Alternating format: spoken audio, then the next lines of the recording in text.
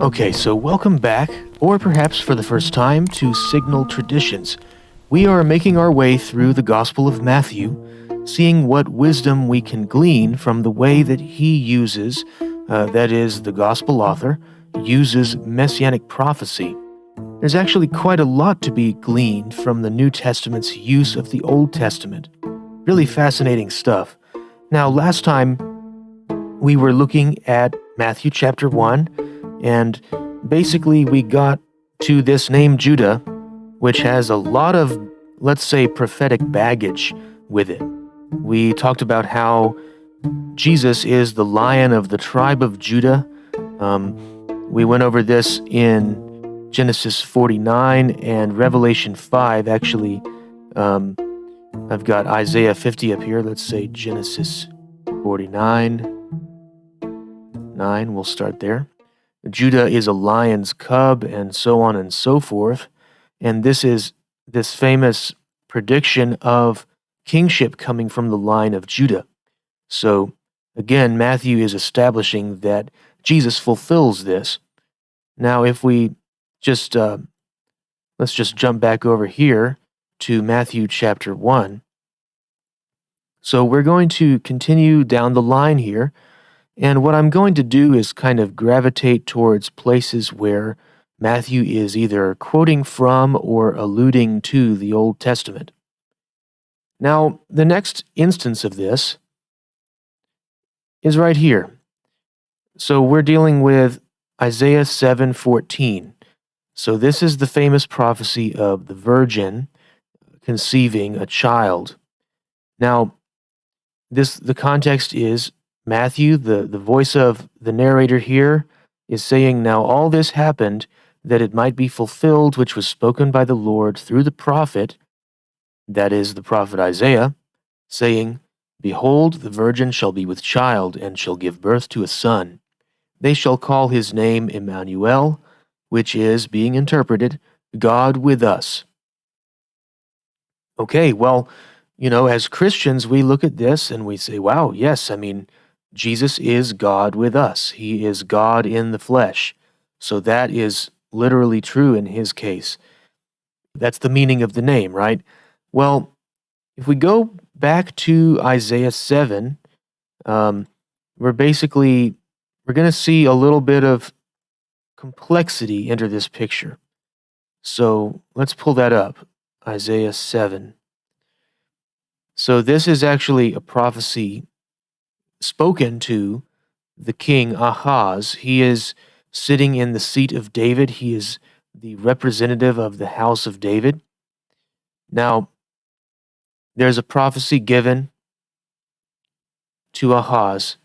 The Lord spoke to Ahaz, "Ask a sign of the Lord your God. Let it be as deep as Sheol or high as heaven." But Ahaz said, "I will not ask, and I will not put the Lord to the test." And he said, "Hear then, O house of David." Okay, this is addressed to the house of David. "Hear then, O house of David. Is it too little for you to weary men, that you weary my God also? Therefore the Lord himself will give you a sign." Remember, we were just talking about a sign as high as heaven or as deep as Sheol. Ask a sign no matter how extravagant, no matter how huge or unbelievable it would be. And then here's the sign that the Lord himself is going to give. "Behold, the virgin shall conceive and bear a son, and shall call his name Emmanuel." And then it goes on to give something of the context of that day. But the strange thing about this is now a lot of Jewish commentators, Jewish interpreters, are going to say, hey, look, the New Testament is stretching this too far because the word translated virgin here is not really a word that explicitly means virgin. It's a word that means something more like young woman. So a young woman could be a virgin, but isn't necessarily a virgin. So you're making too much out of this. Christians are pressing this beyond what the word literally means. Okay, well, Technically, that's true. We are pressing it beyond what the word literally means by itself, but the larger context does certainly suggest that this is going to be some kind of really impressive sign. But if the sign is simply that a girl is going to have a child, that's really not very impressive. It's quite weird that it would simply be a young woman has a child, and then, yes, there's a little bit more to the sign. He's basically that before he grows up old enough to know the difference between good and evil, um, the land whose two kings you dread will be deserted. But is it really just that we're being given a time frame that a woman's going to have a son, and then before he gets very old, this is going to happen? I mean, that doesn't seem to make a lot of sense. So I think that Matthew and others were reasonably looking at this prophecy and saying, what else is there? Is there something more here that remains to be fulfilled? When we talk about fulfillment, it doesn't necessarily have to be like prediction of a future event and then the future event comes to pass. Okay, that sometimes is the case, but it can also be more like a foreshadowing or a hint of something to come. And then when that thing comes, it fills up the full meaning of that hint. It gives a greater depth, even a poetic depth of meaning to something that was spoken earlier. And I think here that's kind of what we're dealing with. We're dealing with a situation where we have a strange sort of mysterious prophecy that doesn't seem to have a total fulfillment. And one of the reasons for that is that this child Emmanuel, which means God with us, that's who the son is supposed to be, Emmanuel. But then, as you keep reading, Isaiah's own son seems to serve that exact same purpose. Okay? Maher Shalal Hashbaz. And this child serves the purpose of who was supposed to be Emmanuel. So then the question remains in Scripture, like, who is this Emmanuel? Is there someone yet to come who's going to fulfill this? So that's what Matthew is suggesting here.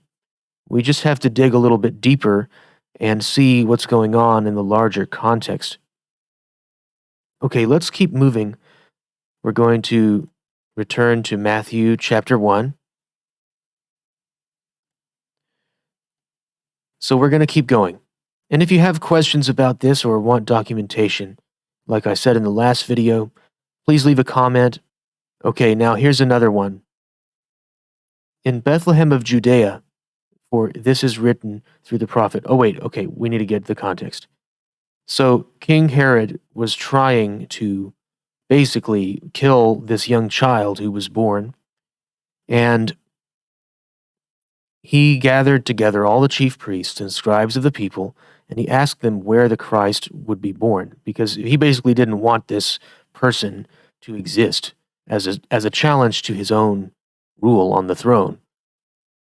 So they told him, in Bethlehem of Judea, for this is written through the prophet. Which prophet? We're dealing with Micah 5, verse 2. You, Bethlehem, land of Judea, or Judah, are in no way least among the princes of Judah, for out of you shall come a governor who shall shepherd my people Israel. All right, a couple things here. Sometimes you'll have skeptics argue that, well, that's all well and good, but couldn't Matthew have just made it up? Couldn't he have just said that Jesus was born in Bethlehem to fulfill this prophecy? Well, okay, yeah, sure, you can make that accusation based on nothing, but okay, fine. It's possible that Matthew just made this up. Generally, when we make accusations like that, we should have some basis for it, other than just, I don't like the idea that it's true. But the good thing is, with Messianic prophecy, the case is far better than relying on things that could have simply been made up by the gospel authors, or later in the church, or something like this. Many of the prophecies, especially some very key ones found in Isaiah, could not simply be made up because history bears them out. And we're going to take a deep dive into that as we move on. But the other thing is that there is an accusation that basically Matthew has misquoted this scripture. Because if we go over to Micah 5, let's just jump over there. Let's see. Micah 5. Micah 5, 2.